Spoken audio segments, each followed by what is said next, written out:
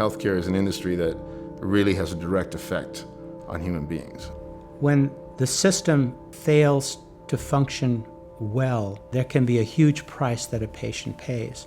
Current procedures that they have in place and current technologies that they have in place would not catch the type of attacks that are being done today, and much less the ones that are going to be done in the future. And a good example of that is, if I'm a medical worker, I'm a nurse, right? I have access to a system. And if I get hacked, they have my credentials, they have my password, and they're using that to access the same information, right? So now, how would you catch that?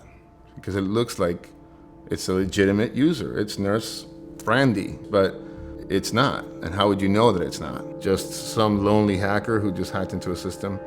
Then you get into the areas of like what we call trolling, which is just mess with people just because you can, right? And it's the internet.